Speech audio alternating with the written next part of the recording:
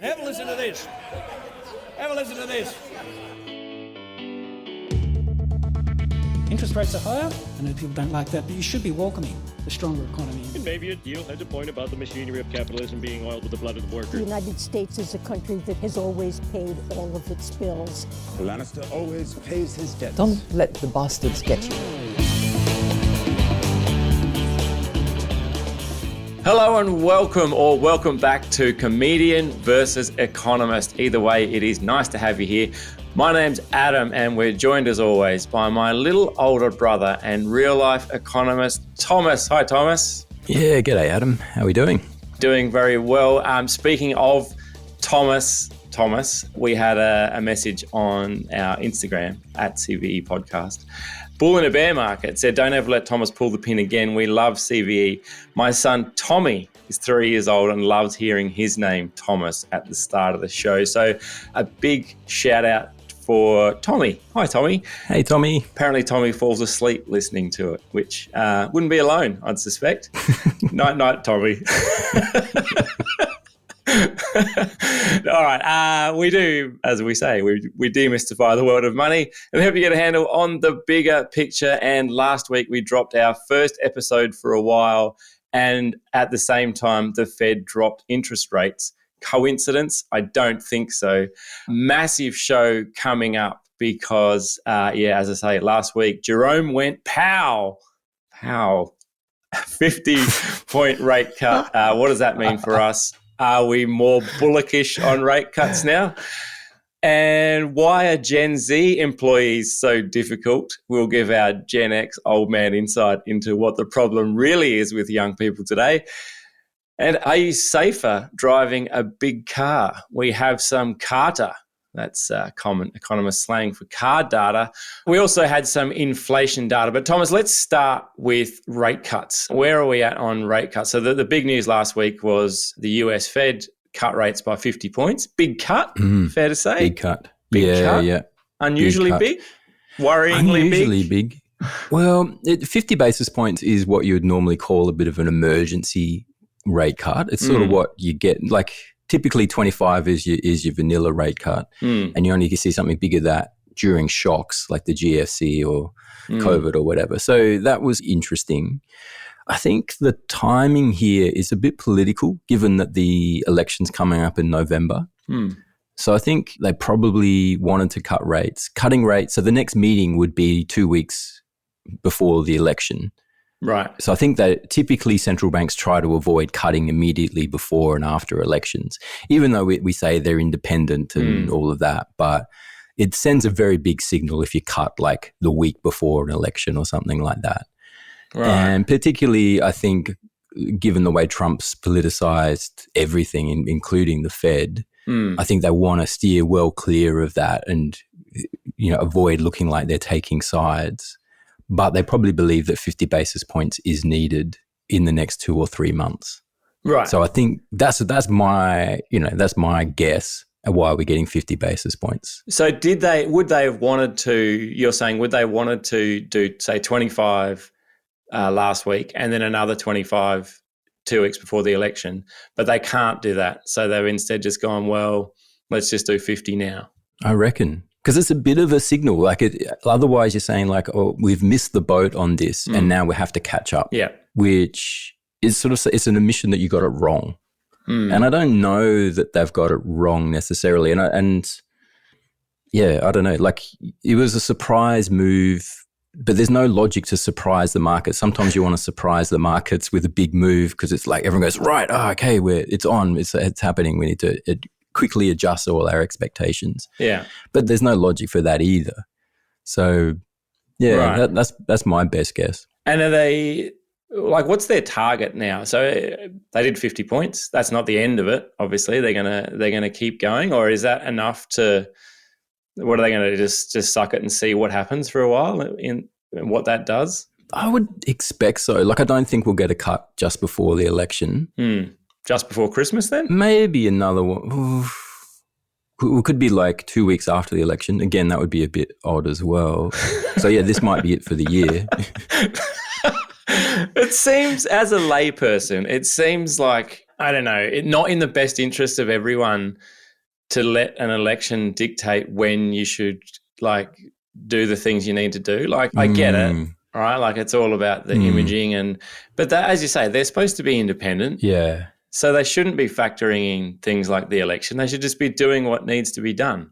If I'm someone as a homeowner, I'm struggling to make payments, and I'm so let me get this right. You want to cut rates? They're yeah, we definitely do. We're going to. What, in a week? No, because there's an election. We can't. Yeah, I mean, that's definitely the ideal. But Trump has a record of, rewarding allies and punishing enemies. And if Powell cuts rates just before an election and gives Harris a big bump, because everyone's oh, great, we've got rate cuts just before the election, but people will remember Trump this. Wins. People, I know the news cycle's short, but people, hey, remember September when they cut rates? That's a good thing.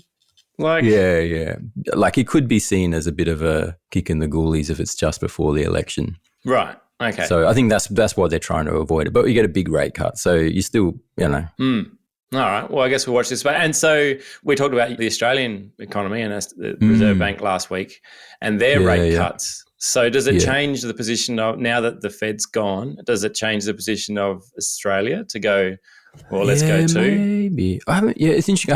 I haven't checked out what bond markets are doing yet. No, me either, actually. Yeah, no, really? So before this cut, the markets are pricing in 100 basis points over the next 12 months. But that was with their pricing in 200 basis points in America over the next 12 months and 200 basis points in New Zealand, actually, maybe even a bit more. Yeah. So, we're sort of, apart from Switzerland and Japan, we're sort of lagging the G7 or G10 in what we're likely to get in terms of rate cuts. I don't think it changes the outlook too much. It makes it more likely, a big rate cut out of America makes it more likely we might get something this year. We talked last week about CBA's pricing in a cut for November. I still don't think it's likely, but it makes it more likely. Yeah. Yeah. But the trend is definitely down. If you're looking at the charts up on where are we hosting those now? The CV everywhere. page? At CV Podcast on Instagram and Facebook, but also equitymates.com. You'll find the Comedian versus Economist page where you'll find the charts there as well. Hope you're enjoying the charts. I certainly enjoyed putting them together. Tommy loves stories with pictures. So what is this going to say on that is if you look at that chart, on interest rates, is the momentum's clearly down now. So Canada's cut twice, ECB's cut twice, Switzerland's cut twice, New Zealand's cut once, probably another one coming. So the trend is definitely down. Yeah, right. When it comes to rates. So only a matter of time. Only a matter of time. Well, that's good news. Good news for anyone out there holding a mortgage and just about everyone, really. All right, Thomas, let's quickly just check in on the inflation story. So obviously pretty tightly tied with rate cuts. So what's going on with inflation? You got some charts here, I noticed too. Yeah. Exciting. Yeah. So the first chart we've got here is looking at the core inflation. So core inflation in the US is back on target. So the Fed has a target of 2%. Yeah. So they're pretty much bang on target with the latest results, have been for a couple of months now. So that's good news for them, and that means that the Fed's got that permission to cut if they want. Yeah, it's interesting. And the next chart I've got is that core inflation in the US lines up pretty closely with Australian core inflation as well. I sometimes wonder why we even bother with our own economy. Yeah. When I look at these charts, and you'll see them at CV Podcast, I look at them and I just see us tracking the US almost lockstep. And I think, what's the point? We put a lot of energy and a lot of effort into a reserve bank, and we've got all this stuff around economics. I feel like one of those people on TikTok that you see, why don't we just not have inflation? Yeah, no, we do. I mean, I think it's the nature of a global economy, and where, a lot of inflation is tradable, so it sort of, comes through the things you import in an open economy. So I think that's why, we tend to move pretty closely together. So would we overlay the same with the UK or France or some other good big question. country? Are we all just doing the same thing?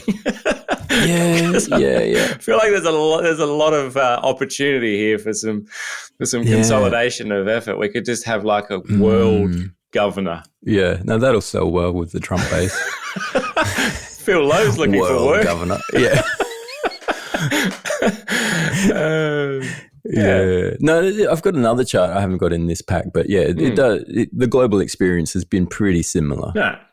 Yeah. Okay. Everyone's moving pretty closely together. Yeah. Okay. Yeah. So anyway, if the correlation with US holds, inflation should come down in Australia and be back on target sort of within the year, you'd think. How can I trade that? Can I trade that somehow? So the US has gone down. We're lagging the US. We know that it's going to go down. Can I buy some inflation? Can I short inflation? Can I short inflation in Australia? The only way to trade it would be sort of on interest rates, and then maybe get in the bond market. But the bond guys are all over this. They'll be well on top of this correlation. Tommy's fallen asleep again.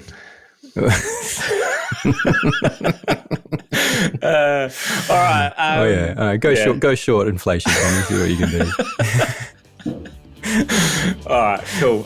Let's take a break here. We'll grab a word from this week's sponsor and be back with more Comedian versus Economist right after this.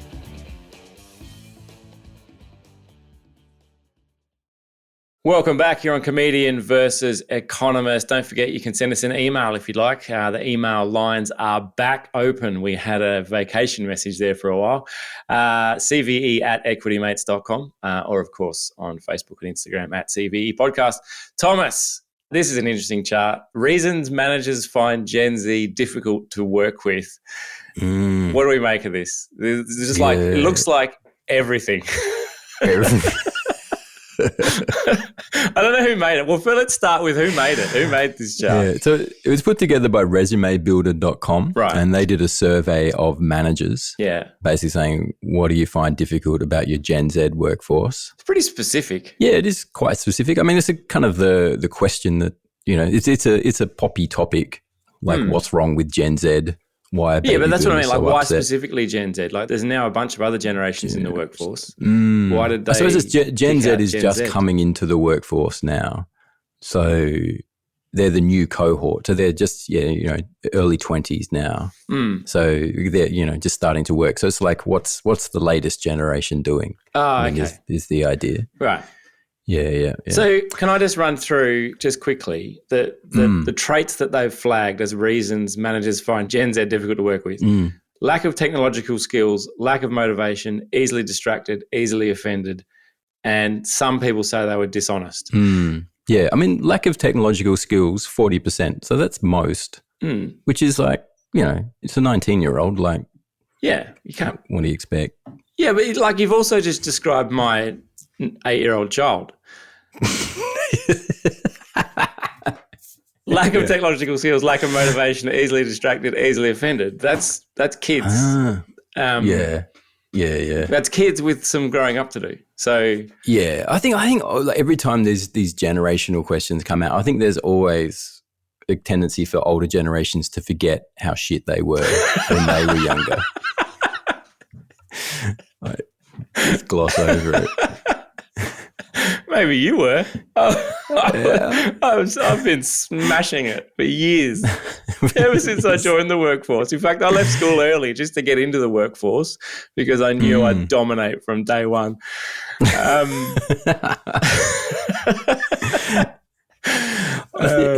think the only interesting new thing there is about easily offended. And that's like, I don't know, your employees are getting offended easily. Maybe stop offending them. Maybe. Yeah. Oh, this is too easy. Right? Like, easily offended is such a broad thing now too. Like everyone, like it's just a general criticism of everyone. Is like, oh, everyone's too easily offended now. It used to be, the common saying was like, everything's too politically correct now. Yeah. But I think like that's gone out of favour. Someone's probably offended by it. Yeah, it's just another way of saying they're too woke. 35% of managers find Gen Z too woke. Yeah, and it's very one way. Like, I reckon if you asked Gen Z employees why they found managers difficult to work with, they'd be like, they're just old and shit. They have a lack of technological skills. They lack motivation. They're already eyeing off retirement. They're easily distracted. As soon as someone invites them for lunch, off they go. They're easily offended. And they're downright dishonest. They're probably dishonesty would rank higher, to be honest. Anyway, if you're looking to build a resume, these are the things to add to it. I have technological skills and I don't get easily offended. And I'm honest. Honestly, you can trust me when I say my technological skills, top shelf. All right, Thomas, finally got a chart here showing that it's safer to be in a big car, but only for you, only as the driver. What's going on here?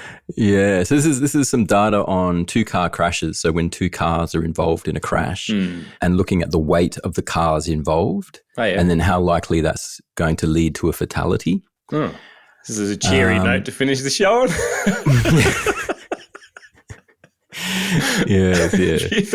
If you thought interest rates and inflation was depressing, wait till we get stuck into 2-car fatalities. Hopefully Tommy's asleep by now. He's safely asleep in the back of a big people mover. But what it shows is there's a pretty clear correlation. It's that if you're in a car that's basically the heavier the car is, the less likely you are to get killed. And if the other car, the lighter the car is, the more likely they'll get killed. Right. It's up to 7 times.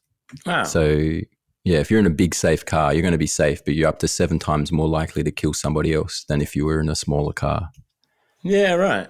Which, I mean, it makes an intuitive sense that, the idea of those massive pickup trucks or whatever, you feel safe in them, and that feeling's probably not, unjustified. You probably are safer, but it's more dangerous for others. Yeah, and I recognise that we're a long way off our sort of out of our areas of expertise here in terms of this data. But I wonder if there's also a correlation of if you're in a big car and you feel safer, that you drive worse. Like maybe because you're feeling more complacent about your safety. And you're like, less defensive. Yeah. I used to share a house with this guy, shout out to Gus. And Gus was a big fan of just not turning for curbs and things because he drove an old car. And I think it felt pretty safe. But like if it was like a sort of like an angle curb or whatever, it's like for a roundabout, very little turning, less turning than most people going over a roundabout. Like that driving style, I wonder if when you're in a bigger car, you just kind of care a lot less about obstacles around you, which might lead to more crashes. Yeah, maybe right. Yeah, I mean, maybe you buy a bigger car, like knew someone who's bought a bigger car once their eyesight started to go. Yeah. I'll feel safe. I mean, where does it end? Well, this is right. Once we've all got big cars, where does it, like, it's people like just go and buy like a passenger bus? Well, no, you get a tank. Of course. Get a tank. That's the logical conclusion of this, right? I mean, this is a sort of a classic prisoner's dilemma, is that individually you're safer if you own a bigger car. Yeah. But others are less safe because of that. But then others have the incentive to get a bigger car as well. Yeah. And so eventually we just naturally, with everyone driving big cars to feel safe. And eventually then everyone's driving tanks. So you need some kind of, so prisoner's dilemma is a sort of classic game theory model. And in that you need some kind of intervention to sort of ratchet down this arms race of car size. So we just don't all end up driving tanks. Yeah, and I think the intervention for me comes in the form of AI and not letting people drive cars. Right. All right. Technical solution. Cool. Because ultimately that's what it is. It's people driving cars that are having crashes. It's not the cars. The size of the car is not like, and maybe there's some psychology around driving and complacency and all the rest of it. But ultimately it's people crashing into each other. So I think Take the people out of the equation. Yeah. I reckon. Yeah. There was some study I remember a while ago that was like, people were like, oh, we need to solve, kids using their mobile phones while they're driving, right? Like new drivers. And so how do we stop them using their phones, yada, yada, yada, yada. But then someone was like, no, the question we should be solving is how do we stop them driving, so they can use their phone, because they're going to use their phone. They want to do that. So let's solve solving driving is easier than solving phone usage. Right. Behavior. Yeah, right. Yeah. So, and I think it's got to be where it heads. Has to be. Yeah. And then hopefully we can get smaller cars. Or huge cars. We could put them on rails. And multiple people could share a car on steel rails. Wow. I don't know what we'd call it though. I don't know. Rail bus. Railbus.ai. I think there's some Series A funding for that. Yeah. Oh, how good. Yeah, that's when we know we've hit bubble, when someone funds railbus.ai. All right, that does it for this week. Thank you for tuning in. We do enjoy bringing you the show, and it's nice to be back. We hope to see you again next week. We will rustle up some more charts. We'll share them again on the CV podcast feed as well as on the website. But until then, it is bye for now. Comedian V Economist is a product of Equity Mates Media. All information in this podcast is for education and entertainment purposes only. It is not intended as a substitute for professional finance, legal, or tax advice. The hosts of Comedian V Economist are not financial professionals and are not aware of your personal financial circumstances. Before making any financial decisions, you should read the product disclosure statement and, if necessary, consult a licensed financial professional. Do not take financial advice from a podcast. For more information, head to the disclaimer page on the Equity Mates website, where you can find ASIC resources and find a registered financial professional near you. In the spirit of reconciliation, Equity Mates Media and the hosts of Comedian V Economist acknowledge the traditional custodians of country throughout Australia and their connections to land, sea, and community. We pay our respects to their elders, past and present, and extend that respect to all Aboriginal and Torres Strait Islander people today.